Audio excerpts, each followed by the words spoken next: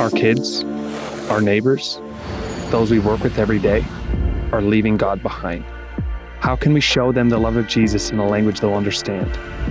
We serve an all-powerful God who is ready to break our hearts, fill us with his power, and give us the tools we need to reach the secular world for Jesus.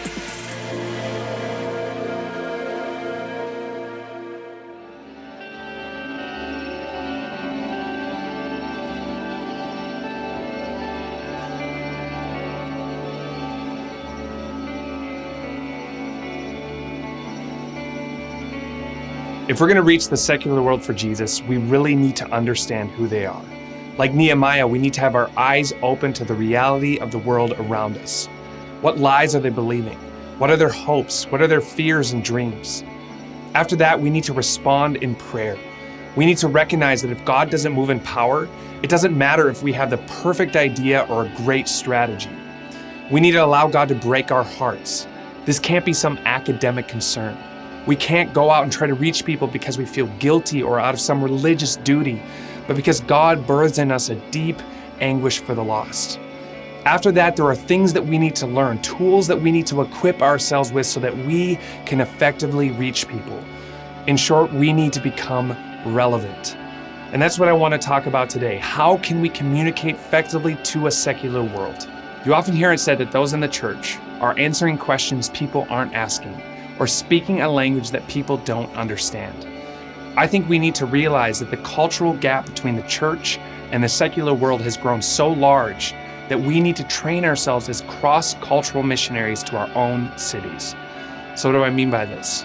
Well, if I said to you, you're gonna go to China in 1 year as a full-time missionary, you'd naturally understand you'd need to prepare. You'd wanna learn the language and study the culture and do anything you could do to relevantly communicate the gospel to those people.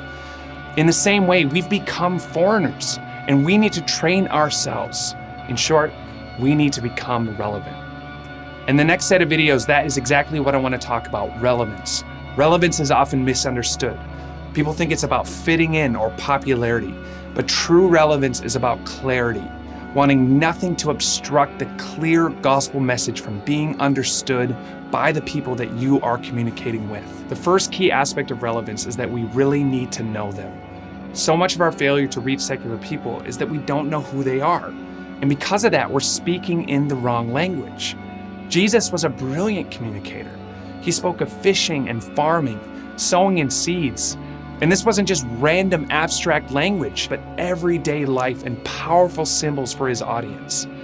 But if I go into downtown Minneapolis or London or New York and I say, the word of God is as powerful as a two-edged sword, would this be powerful?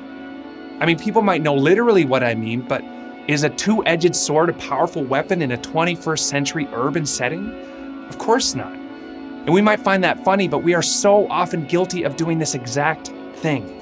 We speak in this terminology and this Christianese that secular people just don't understand. And we need to be like Jesus. We need to ask ourselves, what are powerful symbols? What are powerful ways of expressing who God is to the people that he has called us to reach? We need to become relevant in our communication. So how do we do that? Well, first, we need to have friendships with those outside of the church. Studies show that it only takes a few years after someone gives their life to Jesus before they have no secular friends whatsoever. If you spend all of your time with people that think like you in places that you are comfortable, that's fine, but you're not being like Jesus. We need to know people outside of the church. And the reality is people are incredibly lonely. We have never been in a time with greater loneliness. According to a recent study, 72% of Americans say they experience some type of loneliness, and that this loneliness is having the same impact on our health as smoking 15 cigarettes a day. That makes it more deadly than obesity. Our loneliness is literally killing us. And as followers of Jesus, we need to step into this space. We can meet this incredible felt need. And not only will this have an enormous impact, but this will also make us relevant. Then we'll no longer be guessing what people think, what's on their minds, what's on their hearts. We will not only reach them, but we will also know them. After we know them, we need to ask questions and really listen. Do you realize that people have very few, if no one at all, that will listen to them? A recent study interviewed over 1,500 people face to face, and it found that 1 in 4 people had no one with whom they could speak about the major things of life. If family was eliminated, it went to way over half. This is a tragedy. And as followers of Jesus, we should be meeting these needs. We should make authentic friendships. We should invite them into our lives, and not as obligations, not as something we do because we feel guilty or as some sort of religious activity. We need to make space for people. We need to ask them questions and really listen. And if we would do that, not only would the fruit of this be incredible, but we would take the first step to becoming relevant.